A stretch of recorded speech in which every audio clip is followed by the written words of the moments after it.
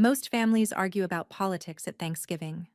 My family argued about me, specifically, about how little I'd accomplished, how I still rented, how my sister had done everything right, and I had done everything wrong.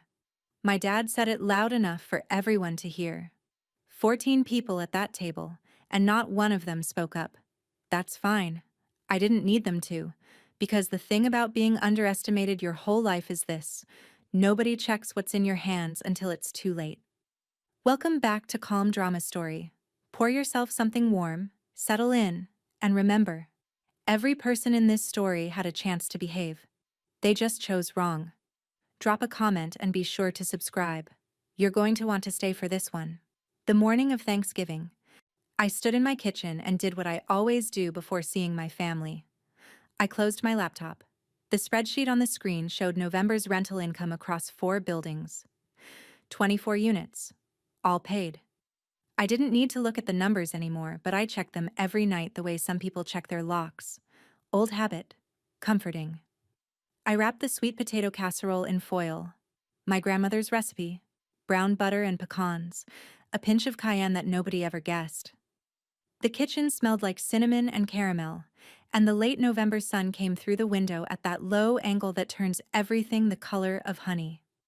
My condo was quiet. Clean. Nothing fancy. A gray couch. Bookshelves that actually had books.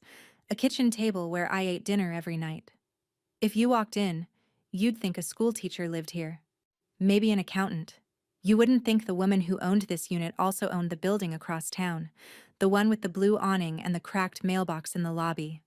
But we'll get to that. I grabbed my keys off the counter.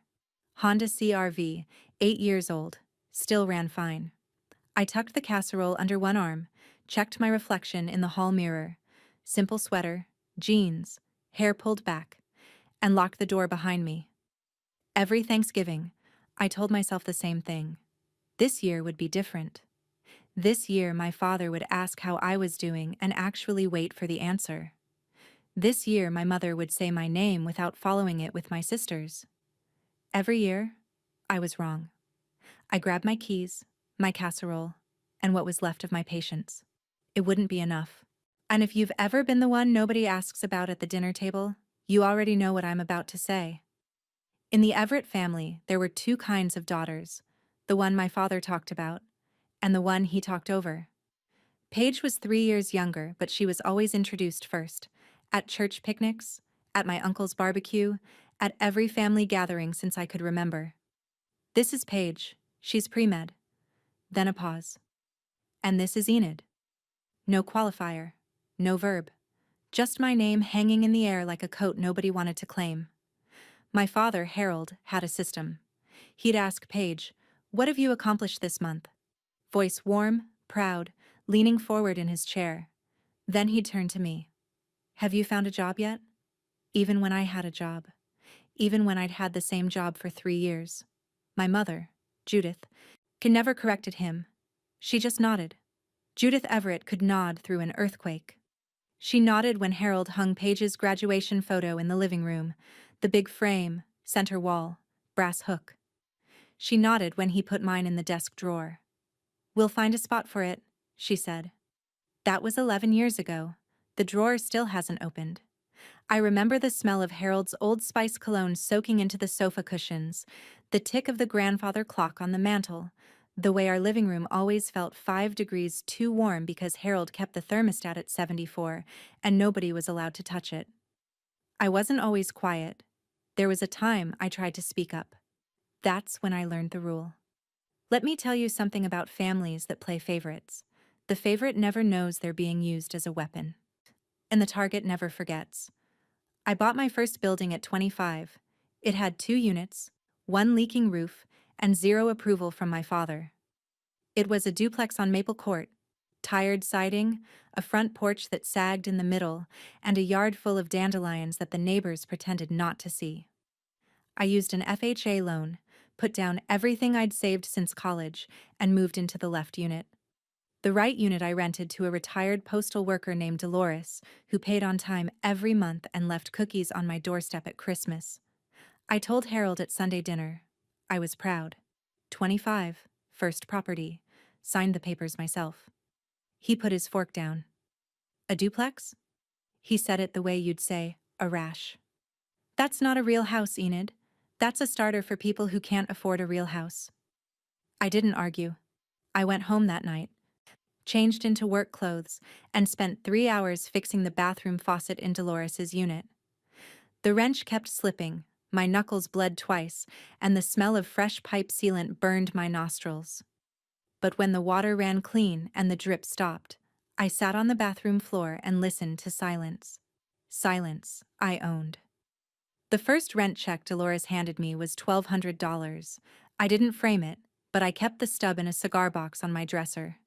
Not because of the money, because it was proof that something I'd built with my own hands had value. Even if the only person who believed that was a 70-year-old woman with a cookie habit. I didn't need my father to understand cap rates or cash-on-cash returns. I just needed him to stop talking long enough for me to work. That first rent check was $1,200. By the time I was 30, there would be a lot more. The last time I told my family about my properties was 11 years ago. Let me tell you why it was the last time. I was 27. I'd just closed on a fourplex on Birch Street. 4 units, solid bones, tenants already in place. I was excited the way you're excited when you've been digging for years and finally hit something solid. So I brought it up at dinner. I bought another building, I said. Casual, like it was nothing. Harold set his glass down. Who's backing you? Nobody. It's mine. You can't do this alone, Enid. Judith chimed in before I could answer. Maybe you should help Paige buy her first house instead of collecting rent from strangers. Paige, sitting across the table, smiled into her wine. After dinner, and I was carrying plates to the kitchen when I heard Paige whispering to our cousin Megan in the hallway. She probably has some guy bankrolling her. You know, Enid. She's never done anything on her own. I heard it. Every word. The plates in my hands didn't shake, but something inside me did. I drove home in the rain that night, sat in the parking lot of my fourplex for 20 minutes, watched the water run down the windshield, streetlight turning every droplet the color of weak tea. The wipers were off. I just sat there. And I made a decision. I would never tell them again. Not out of shame, not out of secrecy for secrecy's sake. Because sharing my success with this family was like handing someone a gift and watching them use it to hit you. People think silence is weakness. And they've never watched a quiet woman build an empire while everyone around her was too busy talking to notice. I sat in that parking lot for 20 minutes. And when I finally drove home, I made a decision that would change everything. I would never tell them again.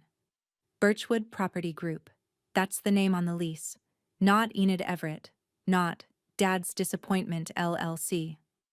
I filed the paperwork on a Tuesday afternoon in March, sitting at my kitchen table with a cup of black coffee and a laptop full of bookmarks to the Secretary of State's website. The name came from the birch trees on the street where I bought the fourplex. Nothing personal, nothing traceable. That was the point.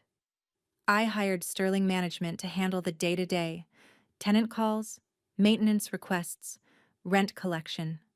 My name didn't appear on any mailbox, any sign, any invoice. If you rented from Birchwood, you dealt with Sterling.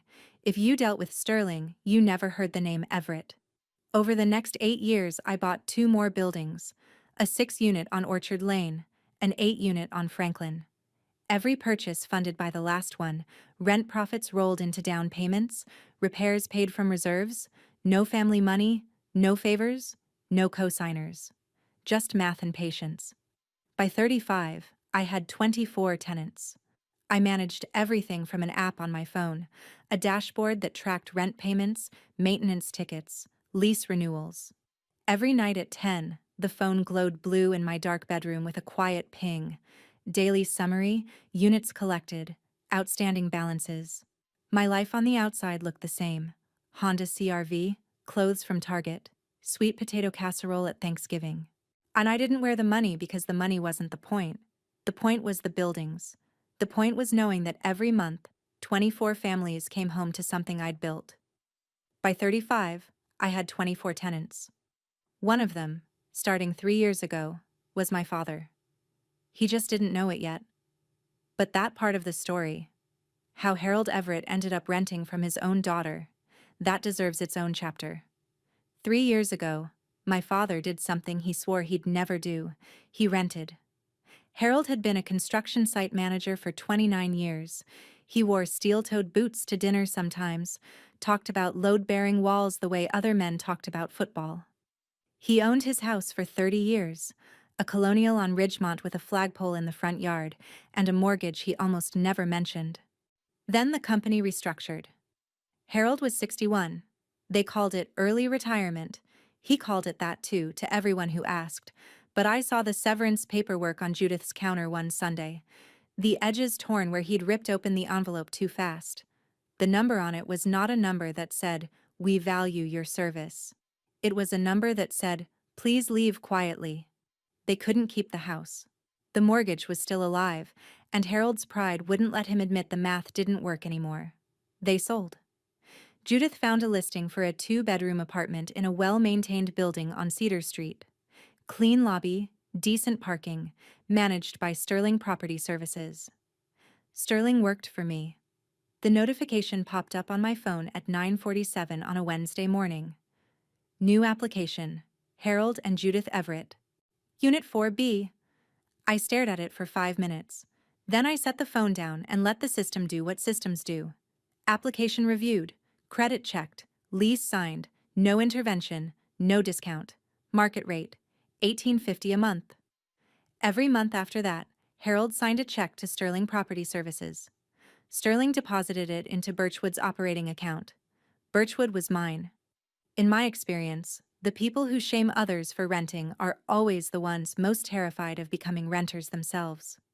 And every month since then, his rent check has gone into an account with my name on it. He signs it Harold Everett. I deposit it as Birchwood Property Group. Some of you know this feeling. The moment you realize your father doesn't dislike you because of what you've done. He dislikes you because of what he hasn't. Paige owned 3 houses. That's what Harold told everyone. At church, at the hardware store, at Uncle Gene's 4th of July cookout. Paige is a property investor.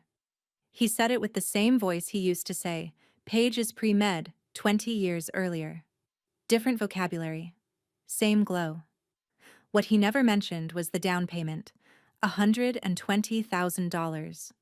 Harold gave it to Paige when she was 28, pulled from the Ridgemont house equity before things went sideways. An investment in her future, he called it. He never offered me a cent.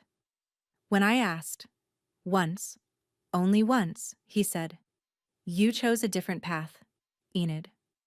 Paige used the money to buy a 3-bedroom ranch in Glenview. Then she leveraged it into 2 more, adjustable-rate mortgages, both of them, stretched thin as old rubber bands. Then her Instagram showed open-concept kitchens and champagne brunches. Her LinkedIn said, real estate investor and entrepreneur. She called herself a property mogul at dinner parties. Brett, her husband, was a different story. Brett was the kind of quiet that comes from swallowing things you can't afford to say. He'd sit at family gatherings nursing his whiskey, staring at a spot on the wall like it owed him money. I noticed. Nobody else did. Paige's FaceTime ringtone chirped every Sunday afternoon. Harold, checking in. They'd talk for 40 minutes. He never called me on Sundays. He never called me at all. So when I pulled into my parents' apartment complex that Thanksgiving morning, my apartment complex, I already knew what was coming. I just didn't know how far he'd go. I walked into Unit 4B carrying a casserole and a decade of silence.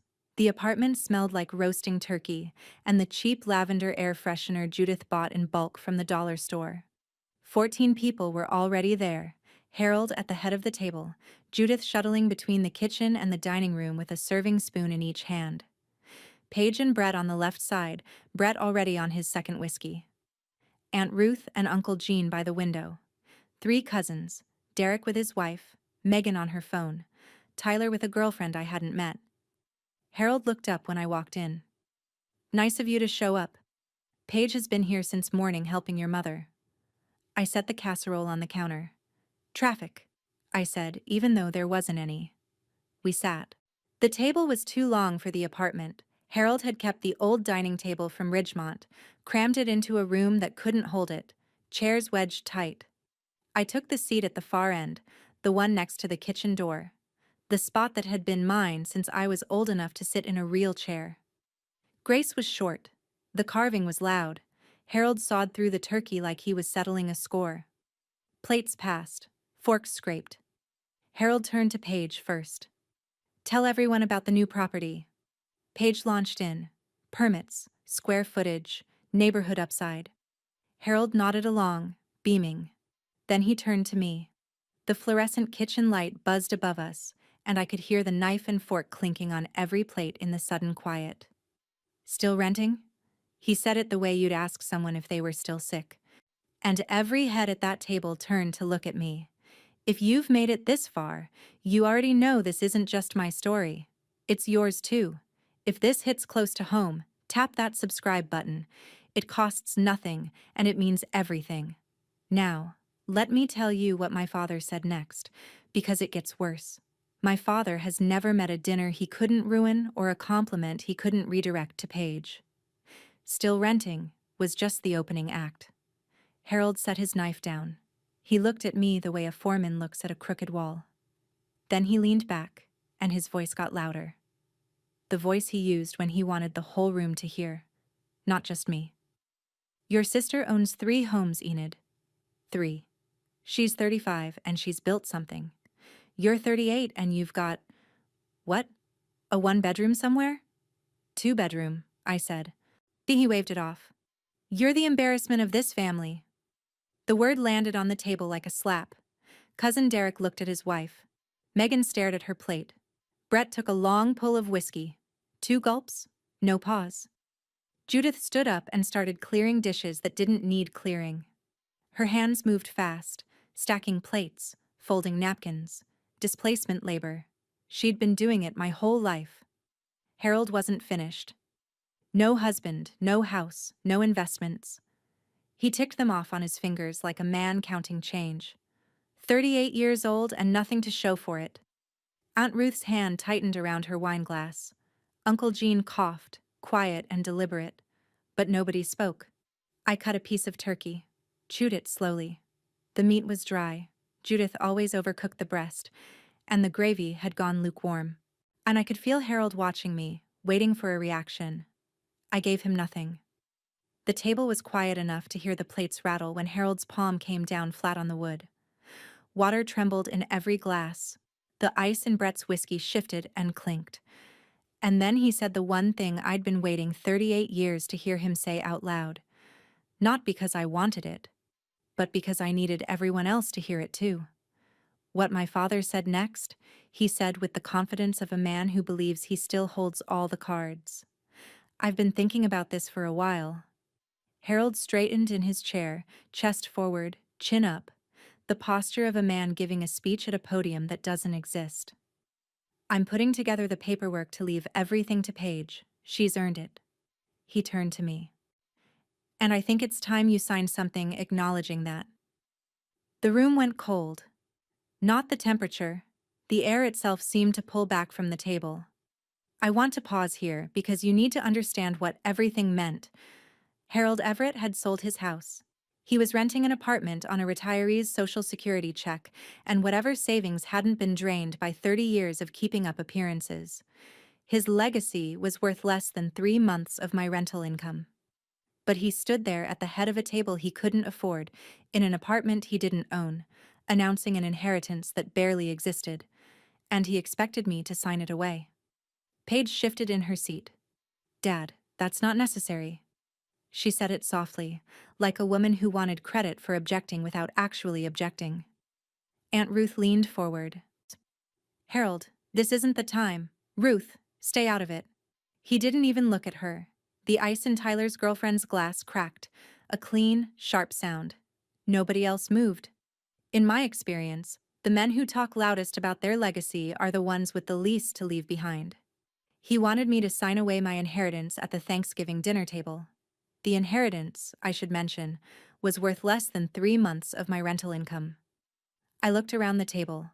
14 people. Not one of them was going to say a word. Cousin Derek had his hand on his wife's knee under the table. I could see his arm moving, a small squeeze that said, "Don't." Megan had her phone in her lap, thumbs frozen mid-scroll. Tyler's girlfriend, I still didn't know her name, was studying the cranberry sauce like it contained the answer to a question nobody had asked. Brett poured himself another whiskey. Third glass. His jaw was tight, the muscles in his cheek working like he was chewing on a sentence he couldn't swallow. Aunt Ruth sat back in her chair, arms crossed now, her wine untouched. She was watching me, and I could feel her eyes the way you feel heat from an open oven. Steady, close, waiting. Uncle Gene looked at his plate, then at Harold, then at his plate again. He opened his mouth, closed it, and picked up his fork. And Judith. Judith was in the kitchen now, running water she didn't need to run, wiping a counter that was already clean. Somewhere in the oven, the pumpkin pie had been forgotten, and the faintest smell of burnt sugar drifted through the kitchen doorway. Caramelized edges turning to char while nobody was paying attention. The timer had gone off 10 minutes ago. She didn't hear it. A country song played low from the kitchen radio. Something about going home. The irony wasn't lost on me. I put my fork down. I folded my hands on the table. And I waited. That's when my phone buzzed. And everything after that happened because I made one very small decision. There's a sound that changes everything. Sometimes it's a door slamming. Sometimes it's a phone buzzing on a wooden table. My phone vibrated against the oak. A low, insistent hum, like a bee trapped under glass. Sterling Management app. Monthly rent collection summary. All units, all buildings. November. I glanced at the screen. Quick. And the way you check a watch during a conversation you're not enjoying. I saw enough. The dashboard, the green check marks, the dollar figures. Then I set the phone face down on the table and went back to my turkey. Harold watched me do it. At least have the decency to be present, he said. Put the phone away. Then he paused. His eyes moved to the phone. Actually, give it to me. He reached across, picked it up before I could react. Not that I was going to react. He grabbed it the way he used to take toys from my hands when I was 6, without asking, without thinking, because everything in his house was his to examine. Except this wasn't his house. I didn't lunge for it. I didn't raise my voice. I sat back, set both hands flat on the table and waited. Ruth was watching. Brett was watching. Even Megan looked up from her lap. Harold held my phone the way a man holds a thing he expects to be ordinary. The screen glowed up against his chin, casting a thin blue-white light across the lines of his jaw. My father picked up my phone, and I watched his face the way you watch a kettle right before it boils. What happened next took exactly 11 seconds. I counted. Let me tell you something about families that keep score. The scoreboard is always rigged.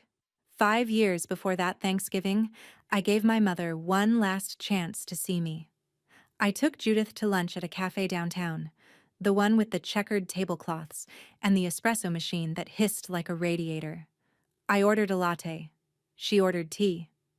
We sat near the window, where the sunlight hit the table in a clean square. I'm doing well, Mom, I said. Careful, testing the water. Financially, I mean. Eat really well. Judith stirred her tea. The spoon clinked against the ceramic, 3 slow circles. Then she looked up and smiled. That's nice, honey. Paige just closed on her second house. Your father is so proud. She didn't ask how. She didn't ask how much. She redirected the conversation to Paige the way a highway exit redirects traffic. Smooth, automatic, no thought required. I sat there, holding my latte, watching the foam dissolve into the coffee. And I understood something I should have understood years earlier. Sharing my life with this family was like mailing letters to an address that doesn't exist. The effort was real. The delivery was impossible. So I stopped mailing. I finished my latte. We talked about the weather. I drove home and opened my laptop and reviewed the quarterly reports for all 4 buildings and didn't cry and didn't call anyone and didn't need to. Back at the Thanksgiving table, The one in my own building. I watched Harold hold my phone, and I felt something settle inside me like sediment in still water. I hadn't shown him. He had taken it himself. So no, I didn't tell my father the truth. He found it himself. And that, I promise you, is worse. My father read fast, but that night, he read very, very slowly. The Sterling Management dashboard was clean. White background, green sidebar. At the top, Birchwood Property Group. Monthly collection summary, November. I know what he saw because I see it every night. A list. Neat rows. Each one a unit. A tenant name. A dollar amount. A status. Unit 1A, Martinez, $1,750. Paid. Unit 2C, Kowalski, $1,900. Paid. Unit 3A, Henderson, $1,700. Paid. His thumb moved down the screen, scrolling, slow, his eyes narrowing the way they did when he used to read blueprints, following lines, looking for the mistake. Unit 4, B, Everett, H and J, $1,850. Paid. His thumb stopped. I watched his eyes travel from the name to the amount to the address of the building he was sitting in, the apartment he was sitting in, his name on a rent roll, listed between Henderson and a couple in 5A, whose last name he'd never bothered to learn. Then his eyes moved up. To the top of the page, to the header he'd skimmed past on the way down. Owner, Birchwood Property Group, LLC, primary contact, E. Everett, E. Everett. His breathing changed. Shorter. Heavier. The phone tilted in his hand, just slightly, in the way a glass tilts before it falls. A fork clattered onto a plate somewhere down the table. Megan's, maybe. Or Tyler's. The sound was sharp enough to cut the silence, but nobody flinched. Harold looked up from the phone. He looked at me. And for the first time in 38 years, Harold Everett had absolutely nothing to say. Silence in the Everett family is rare. That night, it was deafening. Harold set the phone on the table. His hand trembled, just enough to make the phone click twice against the wood. Click, click. Like a door latch that won't catch. Dad? Paige leaned forward. What's wrong? Harold didn't answer. Harold? Judith had stopped wiping the counter. She stood in the kitchen doorway, dish towel over her shoulder, hands still wet. Nothing. The grandfather clock, the one Harold had brought from Ridgemont, and the one thing he refused to sell, ticked from the living room. Tick, tick, tick. Before tonight, I'd never noticed it in this apartment. Now it was the only sound in the world. Aunt Ruth uncrossed her arms. She looked at the phone on the table, then at Harold's face, then at me. Something moved behind her eyes. Not surprise, exactly. Recognition. The look of a woman who'd been waiting for a shoe to drop and just heard it land. Uncle Gene put his fork down quietly, deliberately, like a man placing a bet. I reached across the table, picked up my phone, slid it into my jacket pocket. Then I folded my napkin, set it beside my plate, and smoothed a wrinkle that wasn't there. 14 people, all of them watching Harold. For 38 years, he'd been the one who watched, the one who judged. It's the one who decided who mattered and who didn't. Now every pair of eyes at that table was pointed at him, and he had nowhere to look. Paige asked again, Dad, what did you see? And I, for the first time all evening, smiled. You looked through my phone, Dad. I didn't show you. You looked. My father tried to dismiss it. Of course he did. Harold Everett doesn't lose arguments. He just talks louder. This doesn't mean anything. His voice was gravel, rough at the edges. Anyone can set up an LLC, anyone can make a screen look like whatever they want. I didn't argue. I didn't pull up bank statements or wave a deed in his face. I just turned to Judith, who was still standing in the kitchen doorway, dish towel dripping onto the linoleum. Mom, does the lobby door still stick in cold weather? I've been meaning to have Sterling send someone. The sentence was simple, casual, The kind of thing you'd say between bites of pie. But it landed on that table like a stone in a pond, and the ripples hit every chair. Because Judith knew exactly which door I was talking about. She fought with it every morning when she went to check the mail. She'd complained about it to Harold twice last week. Judith looked at me, then at Harold. Then down at the dish towel in her hands as if she'd just discovered she was holding it. Paige. Wait. Paige's voice was sharp now. What are you talking about? What is she talking about? There is a kind of silence that belongs to people who just realized they've been wrong about everything. It sounds different from regular silence. It sounds like the floor is falling. Harold sat very still, and the fluorescent light above us buzzed and flickered. A loose ballast I'd been meaning to have Sterling replace. My building, my buzzing light, my father, sitting underneath it. We're about to get to the part you've been waiting for. Before we do, only 3% of people who watch actually subscribe. If this story is speaking to you, tap that button. It takes 1 second and it means the world. You being here? That's not nothing. Okay, let's finish this. I stood up. Not because I was angry, because I was done sitting. Paige was demanding answers now. Her voice climbing, the way it always did when she felt the spotlight shifting away from her. Derek's wife whispered something. Tyler's girlfriend looked like she wanted to be anywhere else on earth. Brett poured another whiskey and didn't look at anyone. I didn't raise my voice. I didn't need to. I own this building. Simple. Flat. The way you'd read a street sign. Birchwood Property Group is my company. I've owned this property for 3 years. Mom and Dad are tenants. They pay $18.50 a month, and it goes into my account. Harold's jaw worked, but no words came.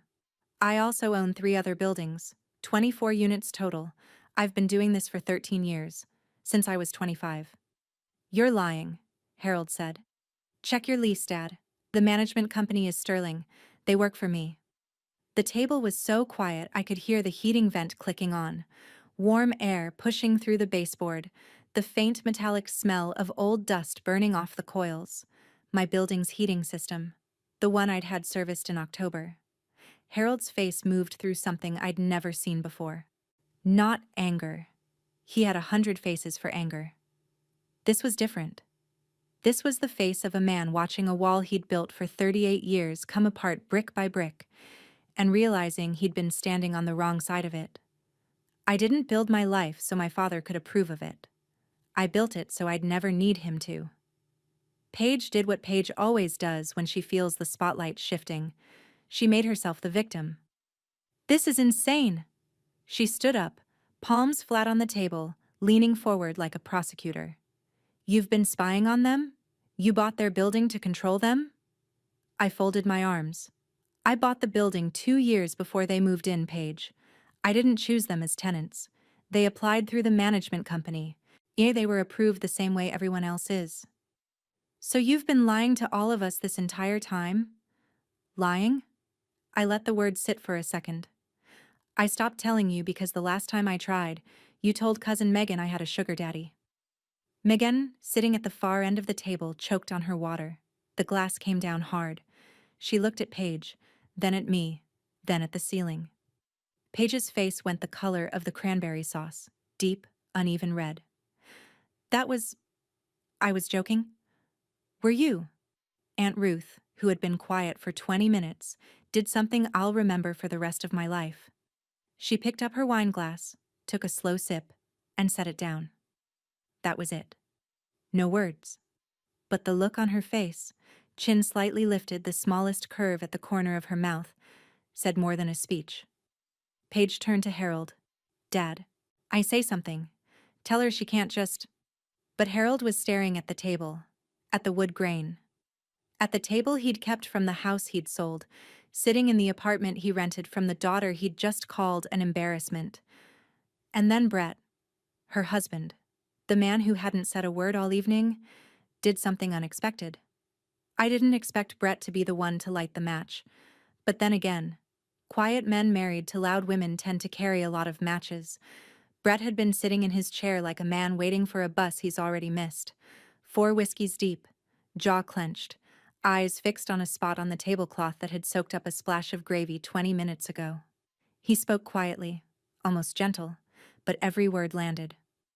3 houses, Paige? He didn't look at her. He looked at his glass. Tell them the truth. Two of them are underwater. We haven't made a mortgage payment on the Elm Street one in 4 months. The table absorbed it the way dry ground absorbs rain, slowly, then all at once. Brett, shut up. Paige's voice was a wire pulled tight. I'm done shutting up. Harold turned to Paige. What? Just the one word, but it carried 35 years of investment. Paige opened her mouth, closed it, opened it again. It's a temporary cash flow situation. The market. The market, Brett repeated. He almost laughed. The whiskey sloshed in his glass. The market didn't take out 3 adjustable rate mortgages with 6% down, Paige.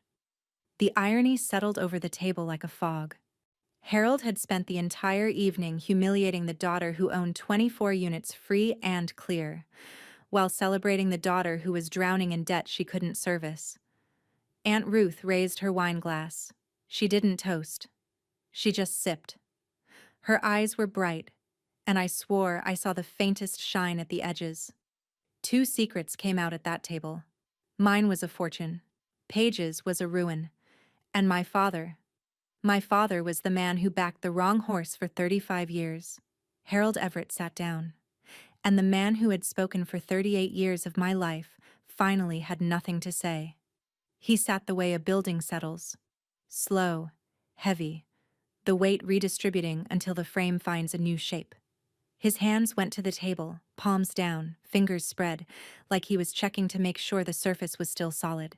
And he looked at me, not down at me, not past me, at me, level, eye to eye. I'd waited a long time for that angle. He started to speak. Why didn't you? Then he stopped. His mouth closed. His eyes moved to the phone in my pocket, to the walls of the apartment, to the ceiling, as if he were seeing them for the first time. Which, in a way, he was. Judith was crying. Not the loud kind.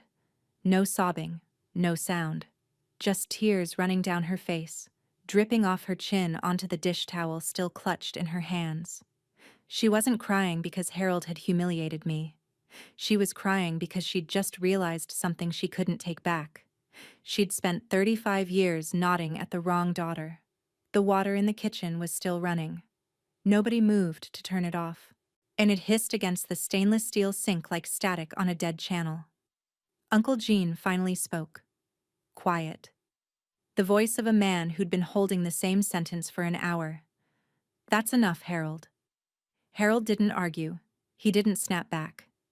He just looked at his hands, flat on the table, and I watched him turn them over, palms up, like they belonged to someone else.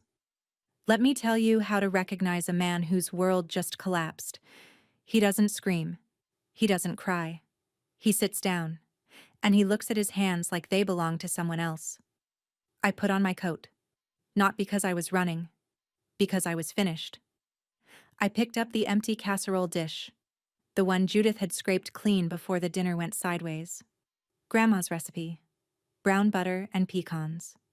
Even tonight they'd eaten every bite. I didn't address Harold. I spoke to the table, to all of them. I'm not angry. I stopped being angry a long time ago. But I'm done being the person this family needs to feel better about itself. Paige looked away. Brett looked at his empty glass. Derek squeezed his wife's hand. I turned to Harold. Kept my voice even.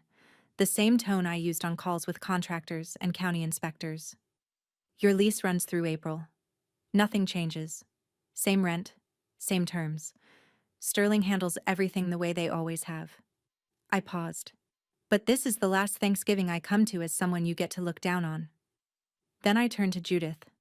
She was standing in the kitchen doorway, crying into a dish towel that was already soaked.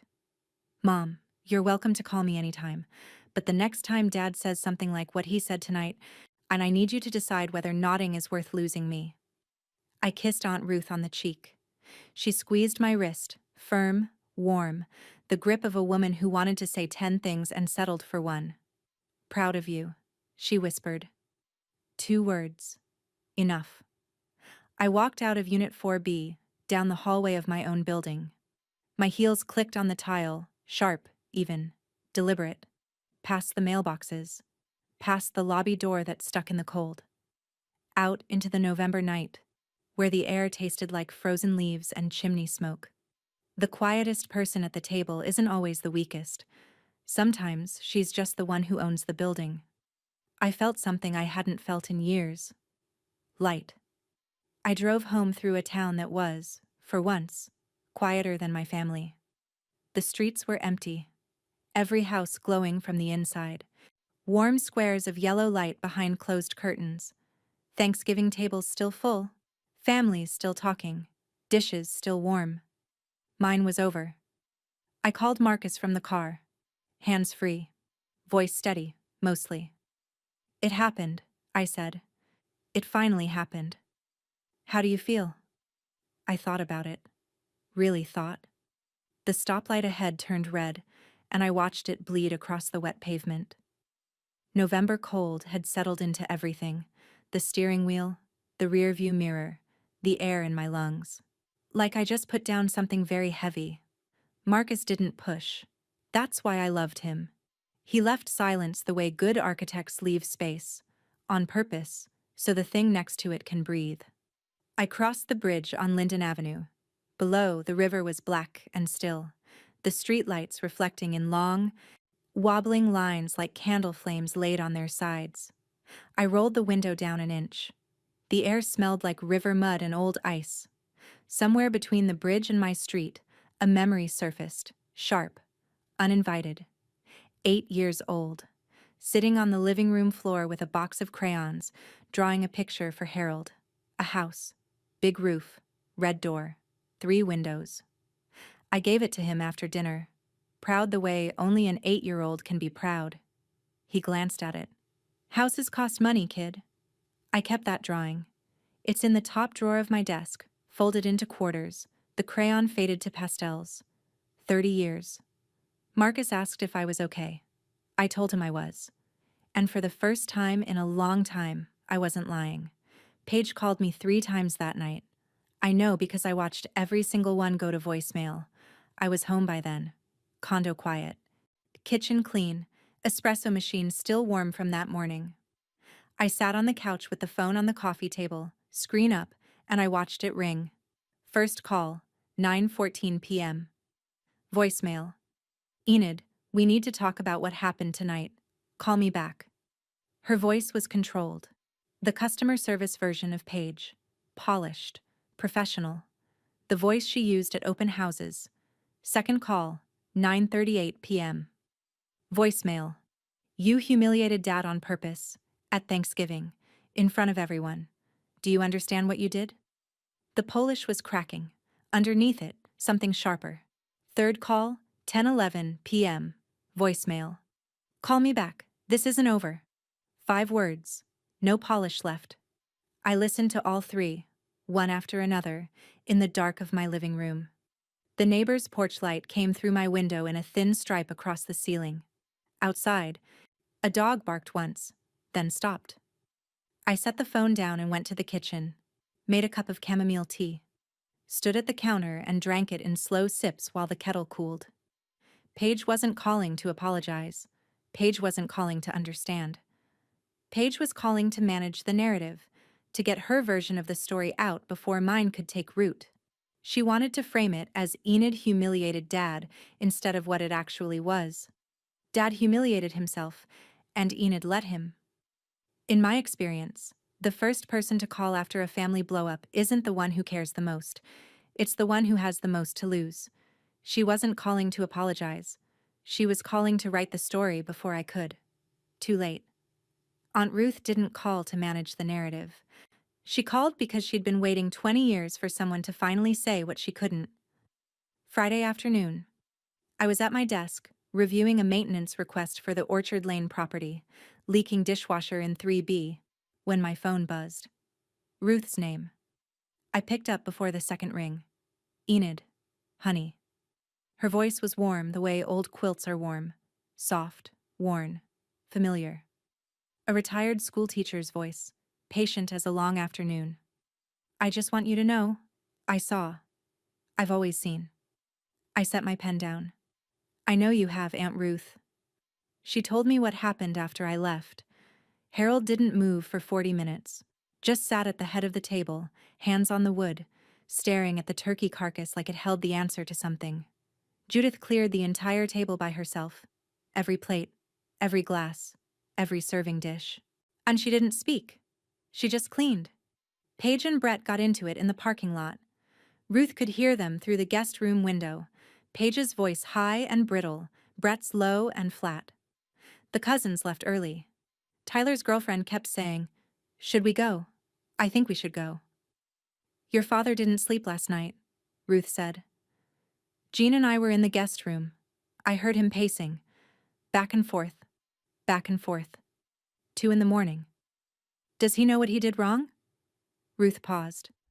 The phone line hummed with the kind of silence that has weight. He knows he lost. I'm not sure he knows what. Before she hung up, Ruth said one more thing. Your grandmother would have loved this, you know. I smiled. Because Grandma was the one who taught me that the best investment is the one nobody sees coming. I saw, sweetheart.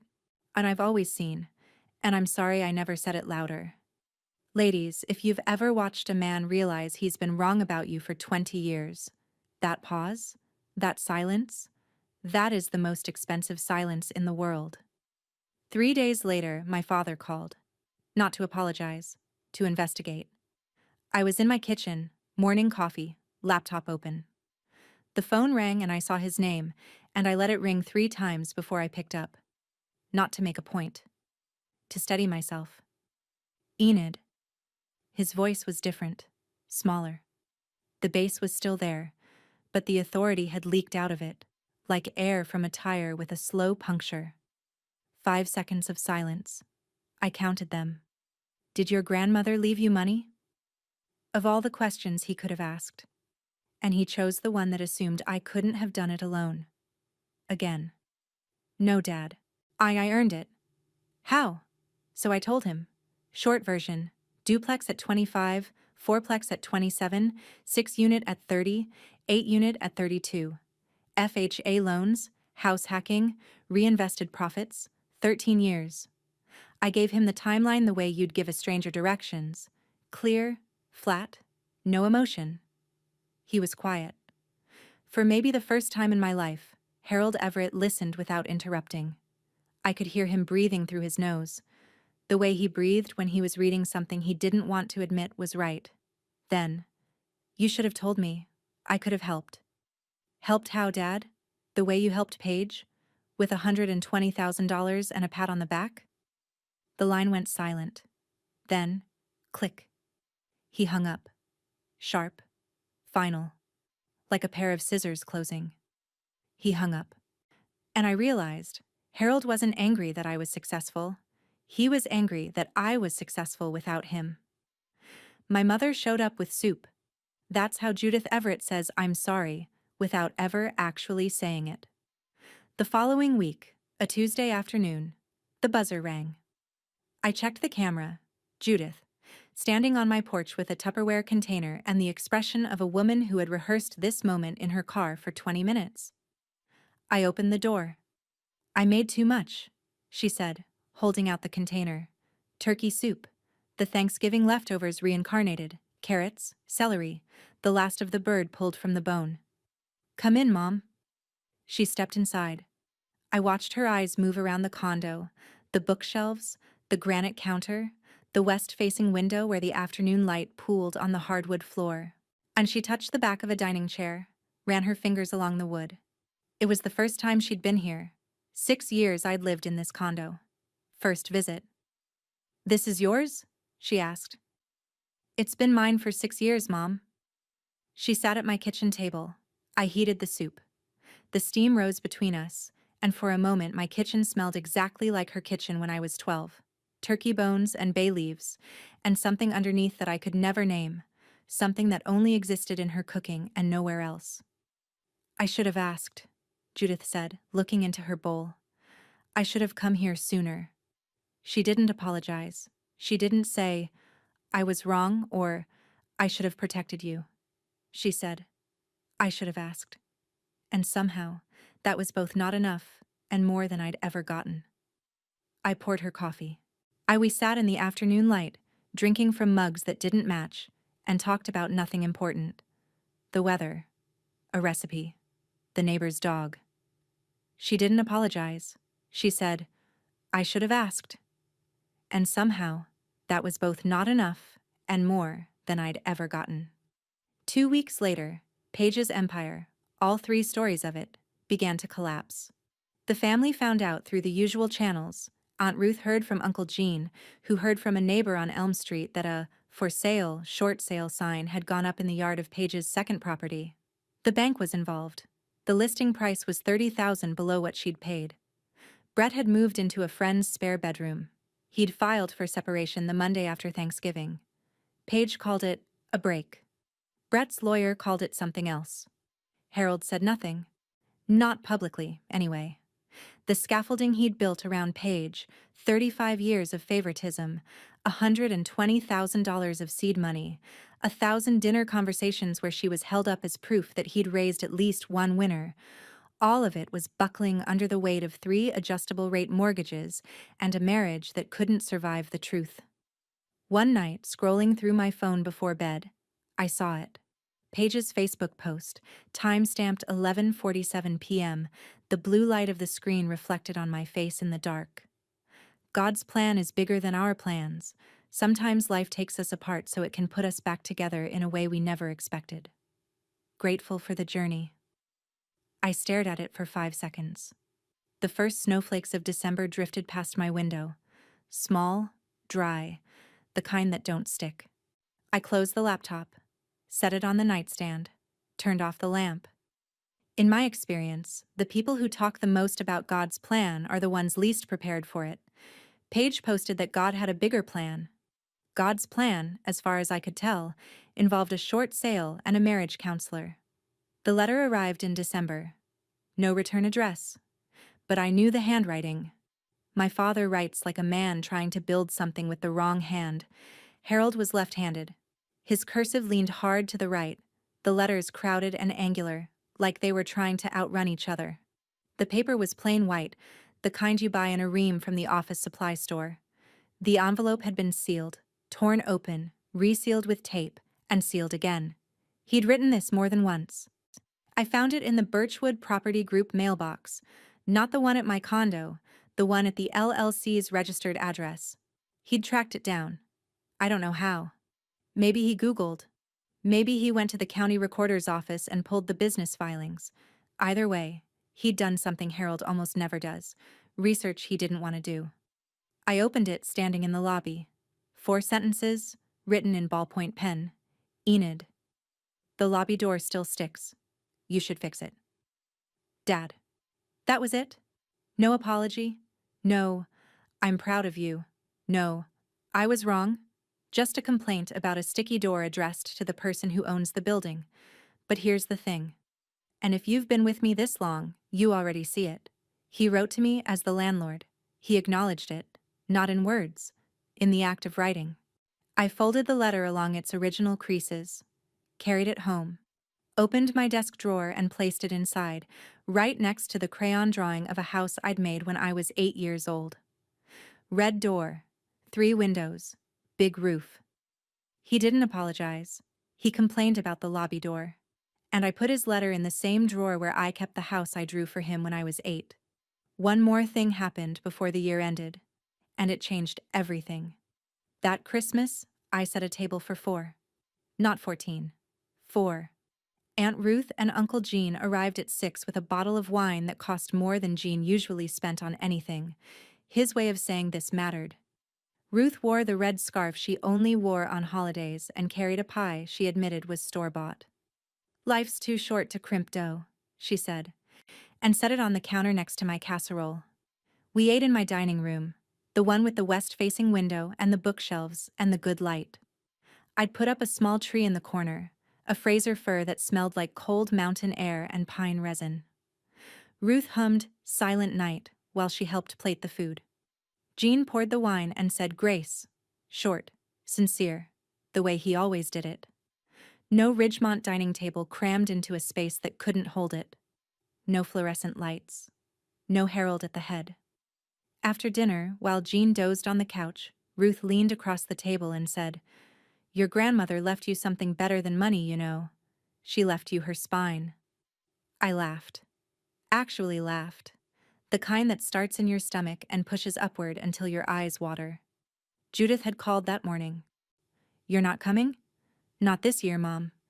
But you're welcome here." Silence on the line. The kind of silence that trembles at the edges like a leaf about to fall. Then, "Maybe next time. Maybe next time." It was the first honest thing she'd said to me in years. Not a promise. Not a deflection. An admission that next time existed, and that she'd have to earn it. My mother said, "Maybe next time." And I thought, that's the first honest thing she's said to me in years. Candles on the table. Wine in the glasses. 4 chairs. All filled. Enough. If there's one thing I've learned, it's this. You don't owe anyone a tour of your life just because they share your last name. In January, I fixed the lobby door. It had been sticking for 2 years. But it wasn't the door that needed fixing. I called the contractor myself, not through Sterling, not through the app. I showed up at the building on a Saturday morning, 8 a.m., coffee in hand, and stood in the lobby while a man named Ray pulled the pins from the hinges and rehung the door with new hardware. The lobby smelled like metal shavings and machine oil. While Ray worked, I walked the hallway. 12 mailboxes, each one labeled with a last name in block letters: Martinez, Kowalski, Henderson, Everett. 12 families coming home every night to a roof I maintained, a furnace I serviced, a parking lot I plowed. I ran my knuckles along the wall as I walked. Solid. The elevator dinged. The doors opened. Harold stepped out. He was wearing his old Carhartt jacket. The brown one from the construction days, frayed at the cuffs. He had a bag of groceries under one arm. And he stopped when he saw me. We stood there, 5 feet apart. The contractor's drill whirred behind me. "The door," Harold said. "I know. It's being fixed." He nodded. Looked at the contractor, then at the fresh hinges, then back at me. His jaw moved the way it does when he's chewing on something that isn't food. "Good building," he said. Quiet. Almost a whisper. 2 words. That's all. From anyone else, they'd mean nothing. From Harold Everett. From the man who'd never once told me he was proud, never once acknowledged that I'd built anything worth acknowledging. "Good building" was a standing ovation. I nodded back. And for the first time, the nod was mine, not my mother's. Some mornings, I open my laptop and I don't close it. That still feels new. January light came through the bedroom curtains. Pale, blue-white. It's the color of skimmed milk. I sat at my kitchen table with coffee, the steam curling upward in slow spirals, and opened the spreadsheet. December's numbers. All 4 buildings. All 24 units. I didn't close the screen. Didn't minimize the window when Marcus walked in. He poured himself a cup, kissed the top of my head, and said, "Good month?" "Every month's a good month when nobody's yelling at you," I said.